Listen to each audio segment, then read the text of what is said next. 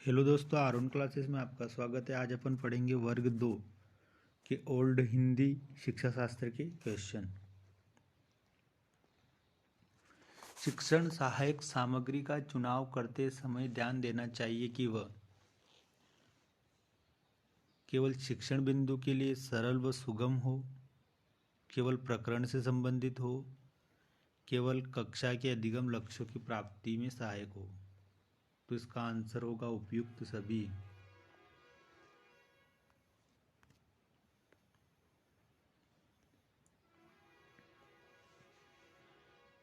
किस शिक्षण सूत्र के अनुसार बालकों में रुचि जागृत होती है? पूर्ण से अंश की ओर, मूर्त से अमूर्त की ओर, विशेष सामान्य की ओर, आगमन से निगमन की ओर। तो इसका आंसर होगा मूर्त से अमूर्त की ओर। जब बच्चा किसी वस्तु को मूर्त रूप से देखेगा तो उसकी बात समझ में जल्दी आएगी। जैसे बच्चों को अपन को मानचित्र दिखाना है भूगोल विषय में, जैसे कि पर्वत, पठार, नदियाँ ये दिखानी है, तो अपन उसको मानचित्र के माध्यम से मूर्त रूप से दिखाएंगे तो बच्चे को कोई भी चीज़ आसानी से समझ में आएगी और बच्चा उसमें रुचि लेगा।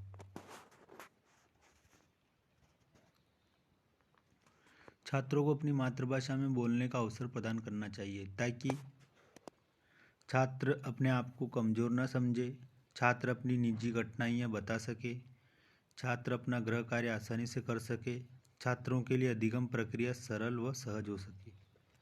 तो इसका आंसर होगा छात्रों के लिए अधिगम प्रक्रिया सरल व सहज हो सके। पठन कौशल के लिए आवश्यक है परोक्ष विधि, अर्थग्रहण विधि, शब्द चयन विधि, प्रत्यक्ष विधि। तो इसका आंसर होगा अर्थग्रहण विधि।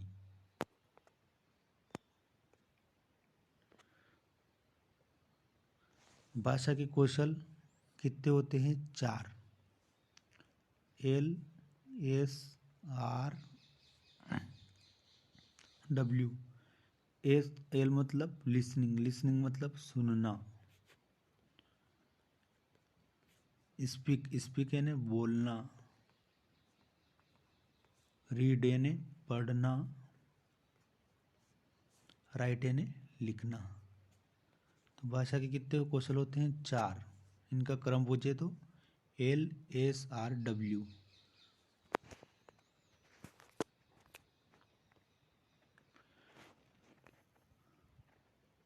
औपचारिक एवं अनौपचारिक संबंधों को किस तरह की भाषा का प्रयोग करना चाहिए? एक ही तरह की भाषा, कठिन भाषा, सामान्य भाषा, अलग भाषा। तो अलग अलग भाषा का प्रयोग करना चाहिए।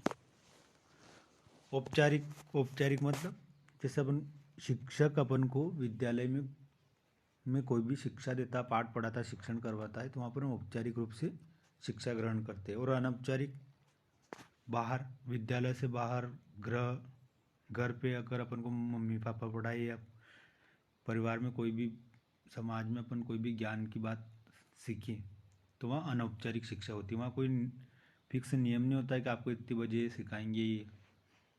तो ये अनौपचारिक शिक्षा। तो अलग अलग भाषा का प्रयोग कर सकते हैं।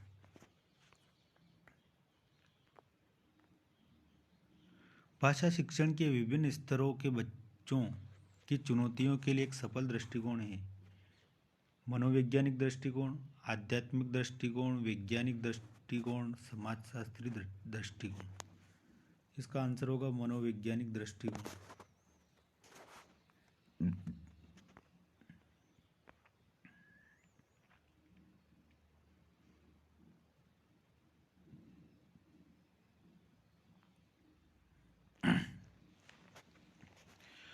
भाषा की परिपक्वता से क्या तात्पर्य है? व्याकरण नियमों की जानकारी होना, भाषा का अधिकाधिक प्रयोग करना, भाषा के अवयवों और स्वरों पर नियंत्रण होना, विविध भाषाओं की जानकारी होना। तो भाषा की परिपक्वता से आशय है कि व्याकरणिक नियमों का ज्ञान होना। भाषा सीखने की प्रक्रिया में बालक सर्वप्रथम किस भाषा को सीखता है? तो सर्वप्रथम मातृभाषा को सीखता है।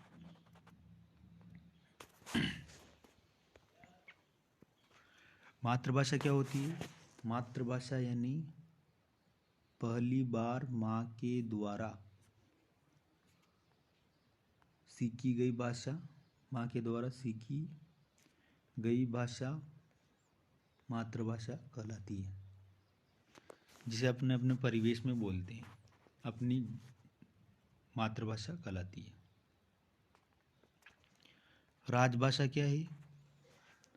राजभाषा यानी अपने देश के या अपने देश के सरकारी कामकाज में उपयोग होने वाली भाषा को अपन राजभाषा कहते हैं। जैसे अपनी राजभाषा हिंदी है, अपने सारे कामकाज, संसद के सारे कामकाज किस में होते हैं? हिंदी भाषा में, तो अपनी राजभाषा हिंदी है।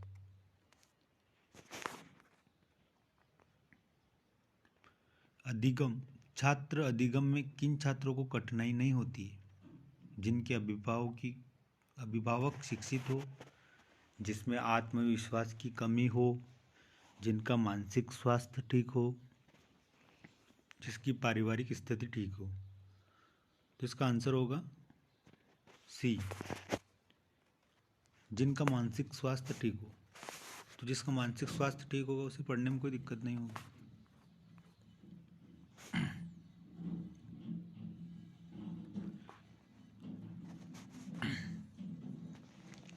कक्षा में प्रयोग की कोई भी सामग्री तभी शैक्षिक सामग्री कही जा सकती है जब वह शिक्षक की रुचि के अनुरूप हो, छात्रों के मनोरंजन में सहायक हो, कक्षा के किसी उद्देश्य तक पहुंचने में असफल हो, वह सीखने सिखाने में उपयोगी साबित हो। तो इसका आंसर होगा वह सीखने सिखाने में उपयोगी साबित हो। स्कूलों में बालकों की सुनने की प्रक्रिया को बढ़ाने के लिए केवल विभिन्न घटनाओं को सुनाना चाहिए, केवल कविताएं सुनाना चाहिए, केवल कहानी सुनाना चाहिए, या उपयुक्त सभी? तो इसका आंसर होगा उपयुक्त सभी। सुलेख से क्या तात्पर्य है? स्वयं से लिखा हुआ, सुना हुआ लेख, सुंदर लेख, लेख की सुंदर कल्पना। इसका आंसर होगा 3, सुंदर लेख। सु यानी अच्छा, लेख लिखना, तो सुंदर लेख। किसी देश या प्रदेश के राजकाज या प्रशासन में जिस भाषा का प्रयोग होता है उसे कौन सी भाषा कहते हैं? राजभाषा। मूक फिल्म का उदाहरण है। मूक जिसमें कोई व्यक्ति बोलता नहीं है, तो मूक फिल्म दृश्य सामग्री होती है, बस उसकी पिक्चर चलती रहती है मूवी की और आवाज़ तो आती नहीं है, तो मूक फिल्म है। अपन शिक्षण सहायक सामग्री को 3 भागों में बांट सकते हैं। एक होती है दृश्य सामग्री, जिसे अपन देख सकते हैं। एक होती है श्रव्य सामग्री, जिसमें सिर्फ अपन सुन सकते हैं, जैसे रेडियो है, टेप रिकॉर्डर है, ध्वनि अभिलेख है। दृश्य सामग्री जैसे मानचित्र है, ब्लैक बोर्ड है। दृश्य श्रव्य सामग्री जिसमें अपन देख भी सकते हैं और सुन भी सकते हैं, जैसे टेलीविज़न, नाटक इत्यादि।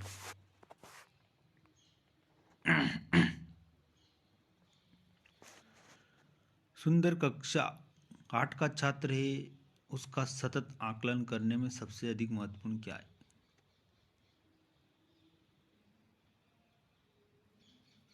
मौखिक परीक्षा, लिखित परीक्षा, भाषा प्रयोग की क्षमता, व्याकरण की बारीकी जानकारी। तो पर बच्चों के आकलन करने के लिए सबसे महत्वपूर्ण है कि भाषा प्रयोग की क्षमता।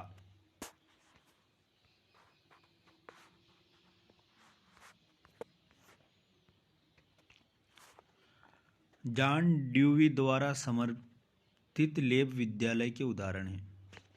प्रगतिशील विद्यालय के, जन विद्यालय के, सामान्य विद्यालय के, या फैक्ट्री विद्यालय के। तो जो जॉन ड्यूवी ने जो विद्यालय खोले थे वो प्रगति विद्यालय के उदाहरण हैं।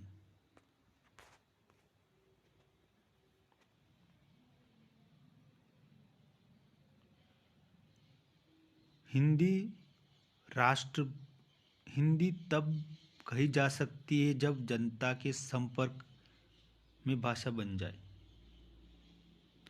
तो हिंदी राष्ट्रभाषा तभी कहा जा सकता है जब पूरे इंडिया में बोली जाए, 66% द्वारा बोली जाए और 75% द्वारा समझी जाए, तभी हिंदी राष्ट्रभाषा हो सकती है। लेकिन अपनी हिंदी राष्ट्रभाषा नहीं है, हिंदी राजभाषा है जो अपने सरकारी कामकाज के रूप में काम में आती है।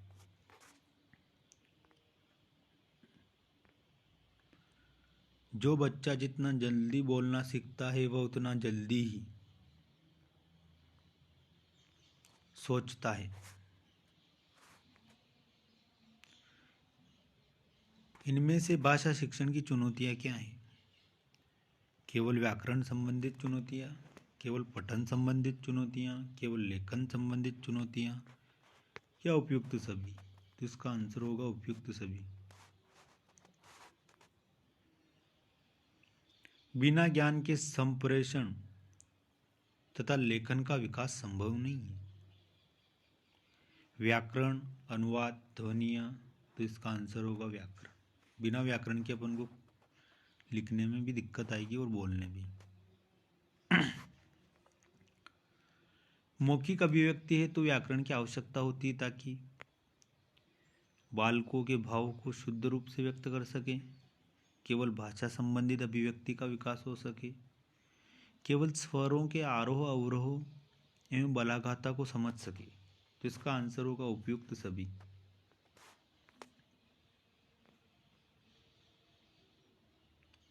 भाषा नियमों द्वारा नियंत्रित का माध्यम भर नहीं बल्कि हमारी सोच निर्मित करती है। कला, संप्रेषण, संस्कृति, सुंदरता। तो भाषा नियमों द्वारा अपन संप्रेषण का माध्यम ही नहीं, बातचीत का माध्यम ही नहीं, ये हमारी सोच निर्मित करती है।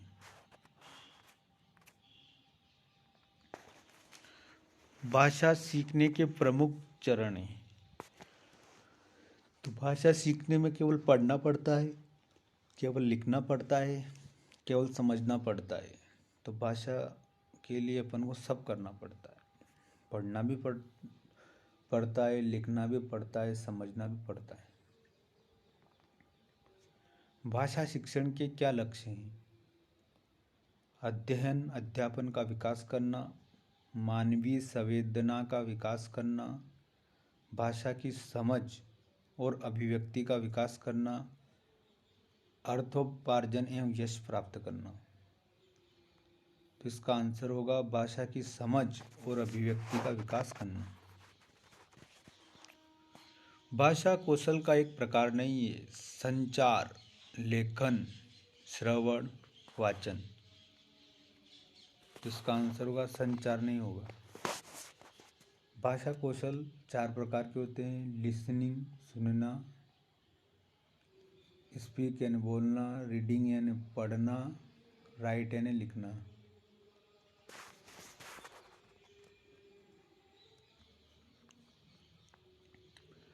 भाषा कौशल के कितने चरण होते हैं? 4।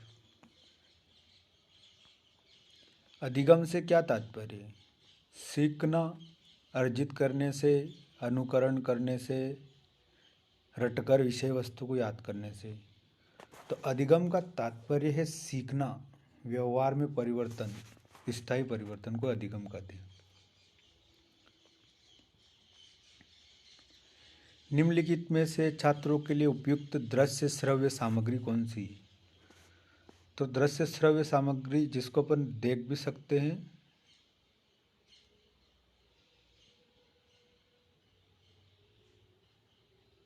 जैसे रेडियो और टेप रिकॉर्डर, ये तो श्रव्य सामग्री, इसको अपन सुन सकते हैं। मानचित्र एवं ग्लोब दृश्य सामग्री, अपन इसको देख सकते हैं। मोबाइल और वीडियो गेम्स, अब मोबाइल और वीडियो गेम्स क्या होते हैं कि ये भी दृश्य श्रव्य सामग्री होते हैं, लेकिन मोबाइल और वीडियो गेम्स का अपन उपयोग नहीं करते हैं पढ़ाई के लिए। तो इस हिसाब से आंसर होगा 3, ब्लैक बोर्ड और कंप्यूटर। कंप्यूटर भी दृश्य श्रव्य सामग्री और ब्लैक बोर्ड दृश्य सामग्री के अंतर्गत आता है। लेकिन पढ़ाई के हिसाब से देखिए तो जब शिक्षक पढ़ाता है और अपन सुनते हैं तो ये दृश्य श्रव्य सामग्री आएगा। अगर मोबाइल और वीडियो गेम्स की जगह अगर दूसरे होते तो आंसर दूसरा आता, लेकिन मोबाइल और वीडियो गेम्स अपने शिक्षण सहायक सामग्री के अंतर्गत नहीं आते हैं, इसलिए ब्लैक बोर्ड और कंप्यूटर आएगा। अगर नॉर्मल पूछे ना तो ब्लैक बोर्ड हमेशा दृश्य सामग्री में आता है। बालकों को करके सीखने में आनंद का अनुभव होता है, किस सिद्धांत के अंतर्गत होता है? व्यक्तिगत भिन्नता का सिद्धांत, क्रियाशीलता का सिद्धांत, समन्वय का सिद्धांत, अनुकरण का सिद्धांत। तो इसका आंसर होगा क्रियाशीलता का सिद्धांत। क्रियाशीलता का सिद्धांत यानी बच्चा करके सीखता है। अनुकरण का सिद्धांत, अनुकरण करना यानी जब बच्चे को शिक्षक शिक्षण करवाता है तो बच्चा उसका अनुकरण करता है। बच्चा जैसे जैसे पाठ पढ़ाता है तो बच्चा वैसे वैसे सुनता है, तो ये अनुकरण का सिद्धांत। व्यक्ति भिन्नता का सिद्धांत, तो व्यक्ति भिन्नता का सिद्धांत यानी कि हर बच्चे की गति अलग होती है सीखने में, हर बच्चे की रुचि अलग होती है, हर बच्चे का दिमाग अलग होता है, बुद्धि लब्धि अलग होती है, तो सीखने की दर भिन्न भिन्न होती है, तो ये व्यक्ति भिन्नता का सिद्धांत।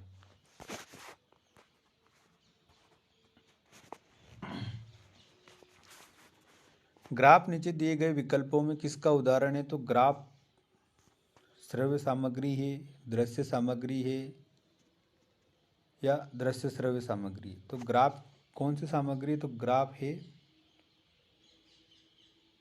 दृश्य सामग्री। ग्राफ दृश्य सामग्री के अंतर्गत आता है।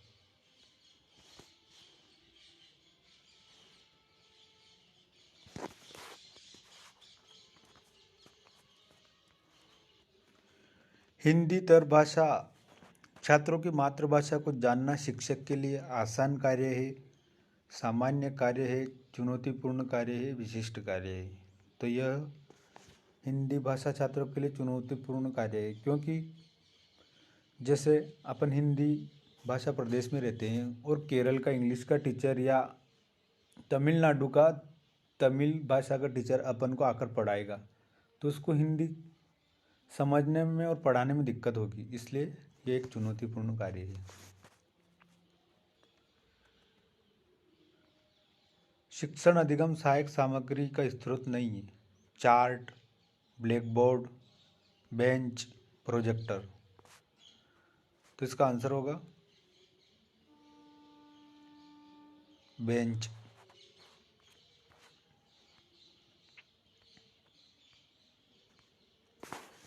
शिक्षक को पुस्तक हमेशा किस हाथ में रखना चाहिए? बाएं हाथ में, दाएं हाथ में, दोनों हाथ में? तो शिक्षक को पुस्तक हमेशा बाएं हाथ में रखना चाहिए। अहिंदी क्षेत्रों को में हिंदी का शिक्षण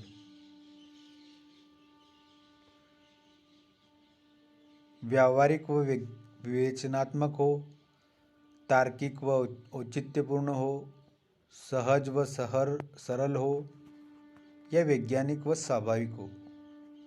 तो अहिंदी भाषी क्षेत्रों में शिक्षण वैज्ञानिक और स्वाभाविक हो।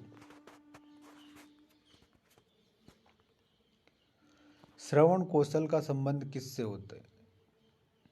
कान से, नाक से, मुंह से, आँख से? श्रवण मतलब सुनना, अपन कोई बात सुनते तो किससे सुनते हैं? कान से। उच्चारण संबंधित समस्याओं को ठीक करने के लिए कौन से यंत्र की मदद नहीं लेना चाहिए? लिंगवा फोन, समाचार पत्रों की, टेप रिकॉर्डर की? तो भैया अपन को समाचार पत्र का उपयोग नहीं करना चाहिए। समाचार पत्र दृश्य सामग्री के अंतर्गत आते हैं। भाषा शिक्षक में निम्नलिखित में से कौन सा गुण आवश्यक नहीं है? धनी व उच्च पद पर आसीन, प्रभावशाली व्यक्तित्व, उत्तम संगठनकर्ता, व्यक्तित्व भिन्नता का ज्ञान व सही मानसिक स्वास्थ्य, जिस भाषा में पढ़ा रहे हो उस भाषा पर अधिकार। तो धनी व उच्च पद हासिल की कोई जरूरत नहीं है। भाषा एक उपकरण के रूप में प्रयोग की जाती है, क्षमताओं को विकास करने में, मानव सभ्यता एवं संस्कृति की पहचान करने में या सीखने में। तो भाषा का उपयोग सभी जगह करते हैं।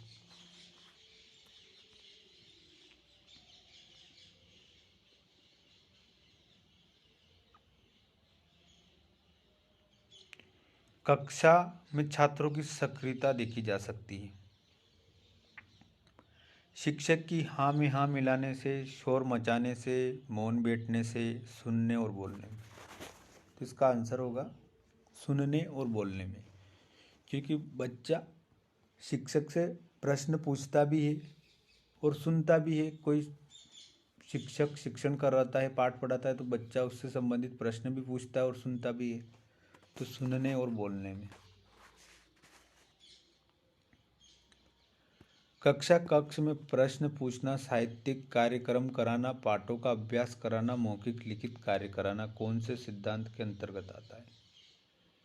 क्रियाशीलता का सिद्धांत, अनुकरण का सिद्धांत, अभिप्रेरणा और रुचि का सिद्धांत, अनुबंधन का सिद्धांत। तो इसका आंसर होगा क्रियाशीलता का सिद्धांत। बच्चा एक्टिविटी करके सीखता है। निम्न में से वाचन कौशल की विधि नहीं है। वाचन मतलब पढ़ना। वर्णमाला विधि, ध्वन्यात्मक विधि, अक्षरबोध विधि, विदेहात्मक विधि। तो इसका आंसर होगा विदेहात्मक विधि।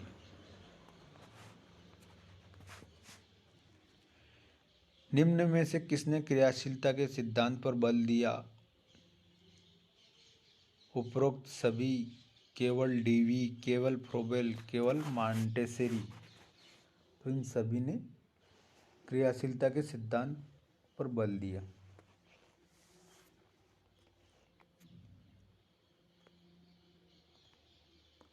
बालकों की भाषा सीखने के लिए एक उपयुक्त परिवेश नहीं है। बच्चा विद्यालय में सीखता है, समाज में सीखता है, परिवार में सीखता है, पर्यावरण में नहीं सीखता है।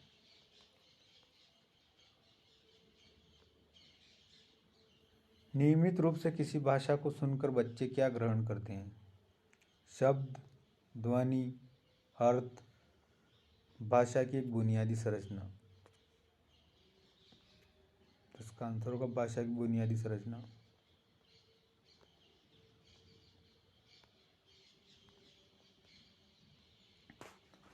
एक ही कक्षा में कोई छात्र शुद्ध लेखन करता है और कोई अशुद्ध लेखन करता है। चयन का सिद्धांत, अनुपात एवं क्रम का सिद्धांत, व्यक्तित्व भिन्नता का सिद्धांत, अभिप्रेरणा और रुचि का सिद्धांत। तो इसे कहते हैं व्यक्तित्व भिन्नता का सिद्धांत। हर बालक अपने अपने हिसाब से शुद्ध शुद्ध लिख रहा है, तो ये व्यक्तित्व भिन्नता का सिद्धांत। शिक्षण को प्रभावशाली बनाने वाली सामग्री है ब्लैक बोर्ड, पाठ्यपुस्तक, मानचित्र। तो इन सभी का अपन उपयोग करते हैं।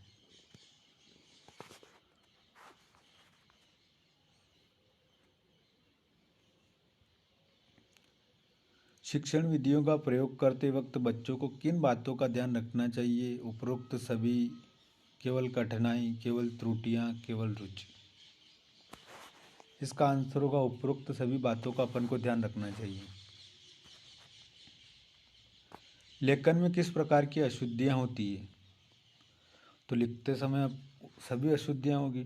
वर्तनी से संबंधित, वाक्य रचना में क्रम उल्टा सीधा, विराम चिन्ह की भी अशुद्धियां होती है। अच्छी पाठ्यपुस्तक का गुण नहीं है कलात्मक, छात्रों में जिज्ञासा उत्पन्न करना, भाषा क्लिष्ट हो, संपूर्ण पाठ्यक्रम व्यवस्थित ढंग से संग्रहित हो। तो अच्छी पाठ्यपुस्तक का गुण यह नहीं है कि भाषा क्लिष्ट कठिन हो। भाषा विकास का दूसरा चरण कौन सा है? तो भाषा विकास का दूसरा चरण है बोलना।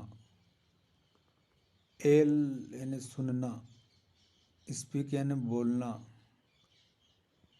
रीड यानी पढ़ना, डब्ल्यू यानी लिखना। तो एल एस आर डब्ल्यू ये भाषा कौशलों का क्रम होता है। भाषा शिक्षण में मूल्यांकन की आवश्यकता क्यों होती है? केवल छात्रों की असफलता को जानने में, केवल छात्रों की क्षमता और कमजोरियों का जानने में, केवल शिक्षण प्रक्रिया को सफल एवं प्रभावी बनाने के लिए। तो उपयुक्त सभी।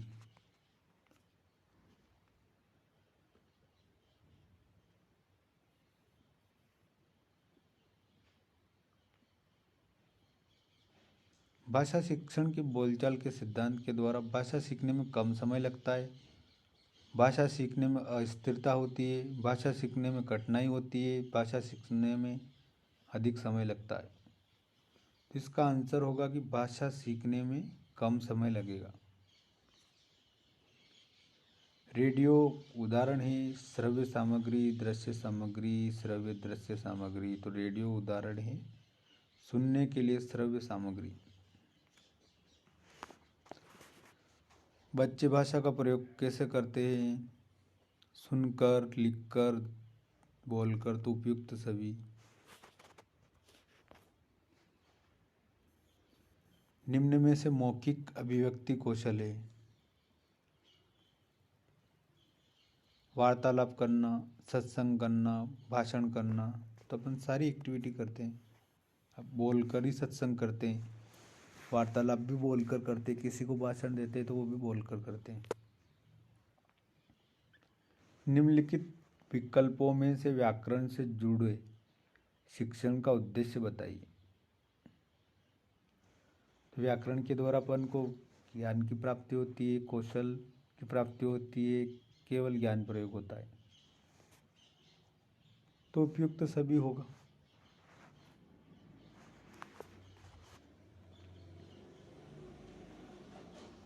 बिना के ज्ञान के संप्रेषण तथा लेखन का विकास संभव नहीं है। व्याकरण, अनुवाद, ध्वनियों। तो इसका आंसर होगा बिना व्याकरण के ज्ञान के संप्रेषण तथा लेखन का विकास संभव नहीं है।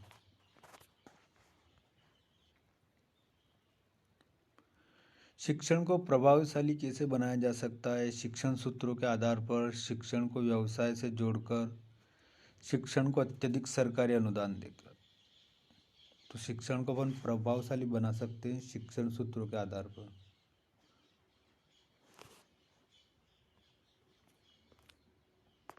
शिक्षण सहायक सामग्री का गुण है उपरोक्त सभी, केवल परिशुद्धता, केवल रोचकता, केवल प्रासंगिकता। तो उपरोक्त सभी। रूपरेखा अनुकरण विधि है?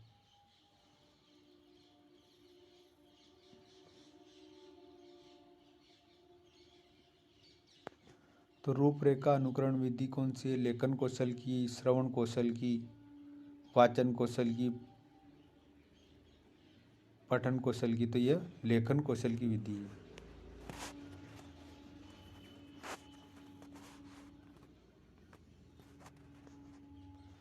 श्याम और राधा एक दूसरे से बातचीत कर रहे हैं।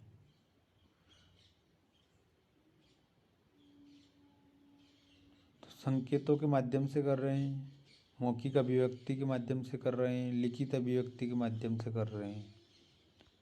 तो उपरोक्त सभी। लिखने के नियमों का ज्ञान होता है बोलने के द्वारा, हाथों के द्वारा, ज्ञान के द्वारा कि व्याकरण के द्वारा। तो इसका आंसर होगा व्याकरण के द्वारा।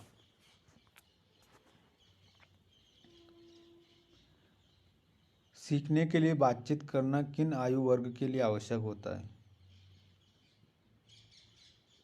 किशोरावस्था सभी आयु वर्गों के लिए, बाल्यावस्था, शैशवावस्था। सीखने के लिए बातचीत करना सभी लोगों के लिए आवश्यक है।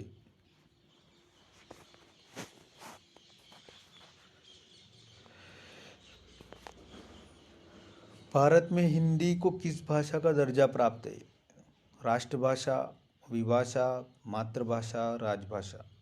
तो हिंदी में जो भाषा है वो राजभाषा है। वाचन कौशल का क्या उद्देश्य? केवल सही व्याकरण वाली भाषा का प्रयोग करवाना, केवल बालकों को उच्चारण शुद्ध करवाना, केवल बोलने में विराम चिन्हों का प्रयोग कराना। तो उपयुक्त सभी। भाषा वह साधन है जिसके द्वारा हम व्यक्त करते हैं आस्था को, कर्तव्य को, विचारों को। तो भाषा के माध्यम से हम अपने विचारों को व्यक्त करते हैं। भाषा ग्रहण करने की प्रक्रिया एक ऐसी प्रक्रिया है जो निरंतर चलती रहती है, अस्थिर है, निश्चित अवधि तक चलती है। तो भाषा ग्रहण करने की प्रक्रिया निरंतर चलती है।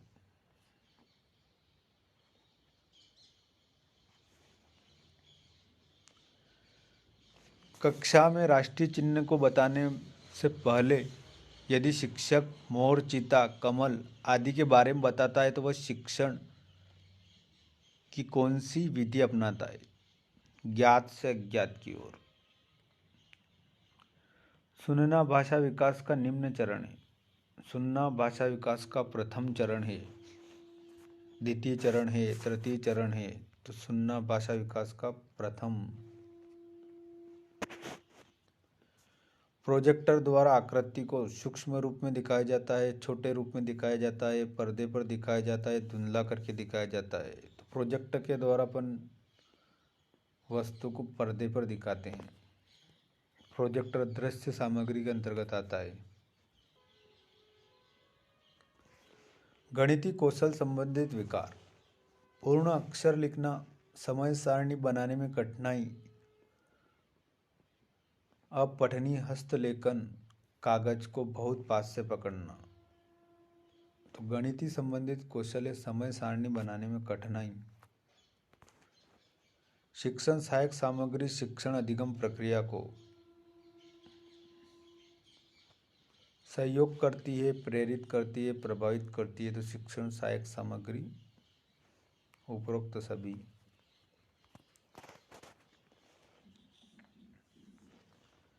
बोलने के आवश्यक तत्व होते हैं कल्पनाशीलता, अर्थ ग्रहण, भाव एवं विचार, स्वर एवं व्यंजन। तो इसका आंसर होगा भाव एवं विचार।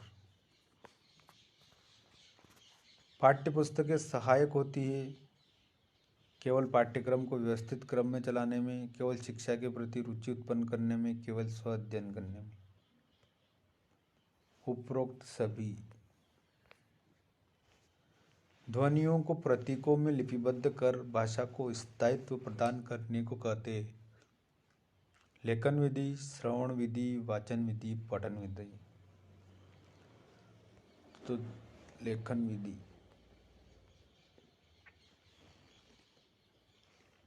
बच्चों को भाषा सिखाने के संदर्भ में शिक्षक का क्या उद्देश्य होना चाहिए? सीखने की प्रक्रिया को विस्तार देना चाहिए, बच्चों के अभिभावक को प्रसन्न करना चाहिए, बच्चों को गृह कार्य देने के लिए, बच्चों से अपना काम निकलवाने के लिए। तो इसका आंसर होगा सीखने की प्रक्रिया को विस्तार देना।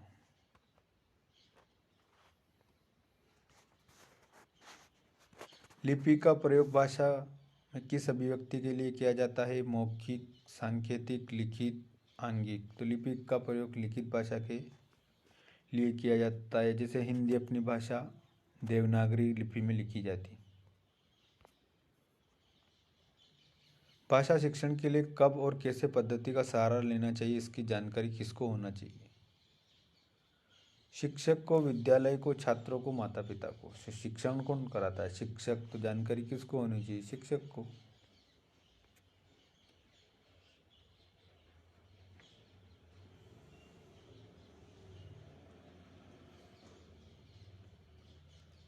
अभिव्यक्ति कौशल में शामिल है बोलना, लिखना, सुनना, बोलना और लिखना। तो जब अपन बोलना और लिखना दोनों करते हैं तो अभिव्यक्त करते हैं। भाषा कौशल 4, L, S, R और W। लिसनिंग, कोई बात, लिसनिंग मतलब सुनना, कोई बात अपन सुनते हैं तो ये ग्रहण करते हैं, इसमें क्या करते हैं अपन, ग्रहण करते हैं। और सुनना, लिसनिंग यानी सुनना, स्पीक एंड बोलना, बोलते तो अपन किसी बात को अभिव्यक्त करते हैं। रीडिंग यानी पढ़ना, पढ़ते हैं तो किताब में कोई चैप्टर पढ़ते हैं तो उसको अपन ग्रहण करते हैं, तो ये ग्रहणात्मक। और W, राइट एंड लिखना, लिखने के माध्यम से, पत्र के माध्यम से अपनी भाषा को अभिव्यक्त करते हैं, तो ये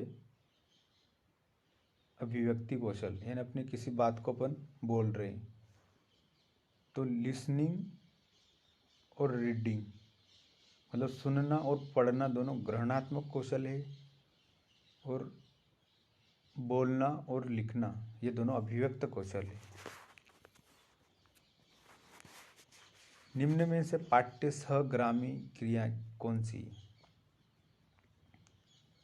वाद विवाद, रेड क्रॉस, अंताक्षरी। तो इसका आंसर होगा उपरोक्त सभी।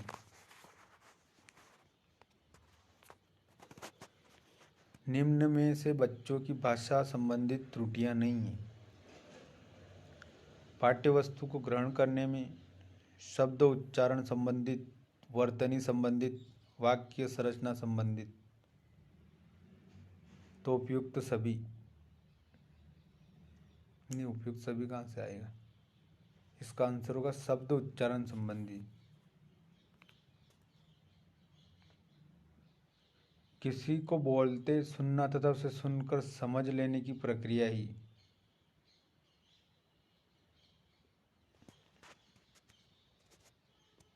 श्रवण कौशल के अंतर्गत आती है।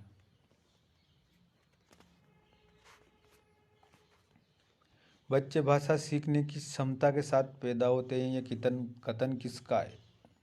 तो यह कथन है नोम चॉम्स्की, जिन्होंने LAD एक यंत्र दिया था भाषा व्याकरण से संबंधित, लैंग्वेज एक्वाजिशन डिवाइस, भाषा अर्जन तंत्र।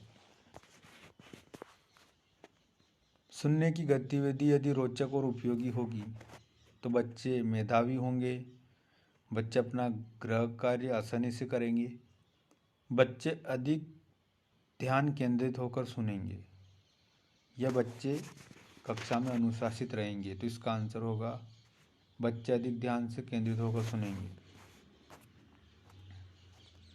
सीखी हुई बात को जितना अधिक दोहराया जाता है वह उतनी अधिक देर तक याद रहेगी। यह सिद्धांत क्या है?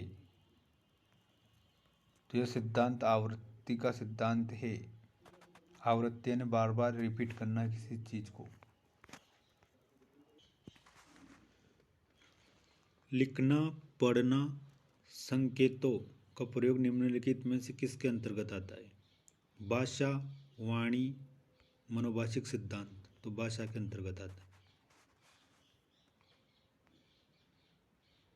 शिशु में क्रंदन कब प्रारंभ होता है? जन्म के 6 सप्ताह बाद, जन्म से ही, जन्म के कुछ मिनट बाद, जन्म के 2 माह बाद।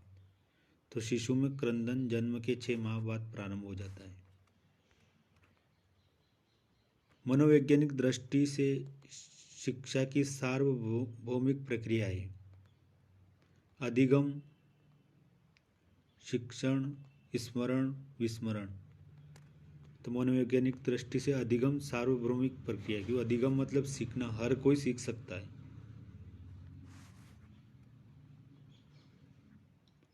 मनुष्य की संस्कृति व सभ्यता का विकास पाठन क्रिया द्वारा, लेखन क्रिया द्वारा, भाषा द्वारा। तो इसका आंसर होगा भाषा के द्वारा।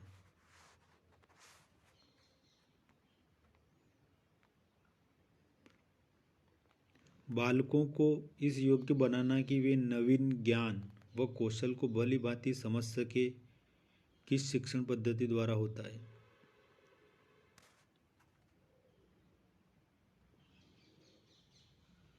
तो शिक्षा मनोविज्ञान के द्वारा।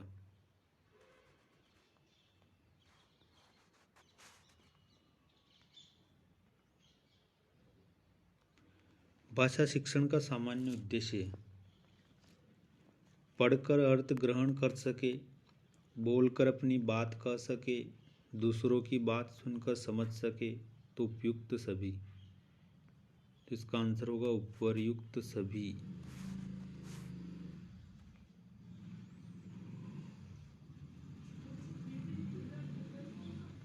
कक्षा में मौखिक कार्य के अंतर्गत कौन सी क्रिया कराई जाती है? बालकों को अक्षर का बोध कराना, विभिन्न अक्षरों की ध्वनियों का बोध कराना, बालकों को बलाघात का ज्ञान कराना, या उपयुक्त सभी। तो इसका आंसर होगा उपयुक्त सभी।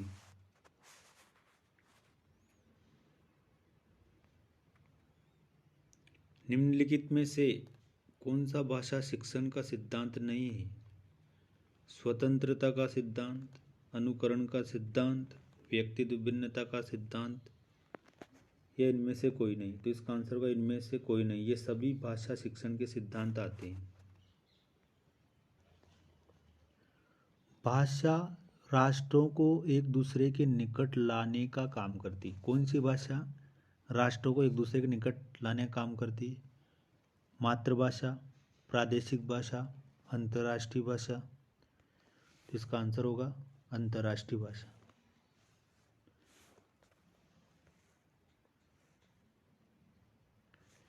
व्यक्ति, समाज और राष्ट्र की प्राण शक्ति है।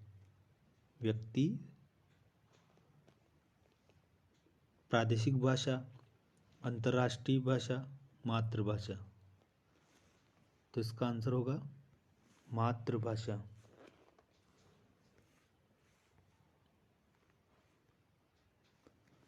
उदाहरण द्वारा नियम को निकालने की विधि कहते हैं। निगमन विधि, व्यक्तित्व विधि, आगमन विधि। तो इसका आंसर होगा आगमन विधि।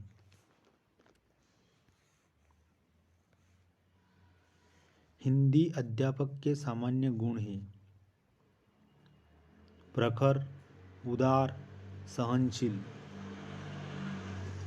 तो उपरोक्त सभी।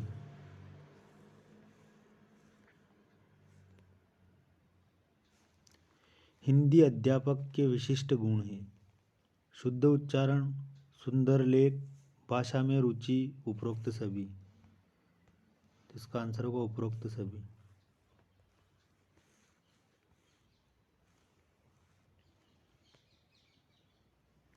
औपचारिक वार्ता श्रेणी का कौशल माना जाता है मध्यम, निम्न, उच्च। तो इसका आंसर होगा उच्च।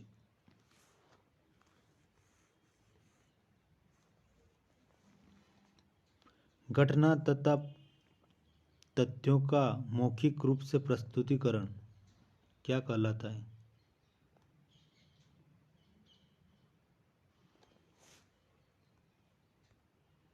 वर्णन।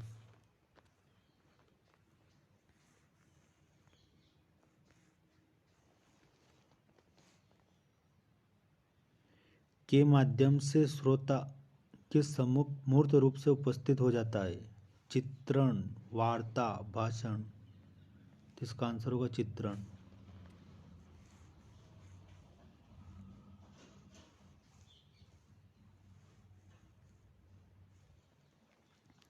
में किसी सुनी हुई, देखी या कही गई बात या घटना का विवरण प्रस्तुत होता है।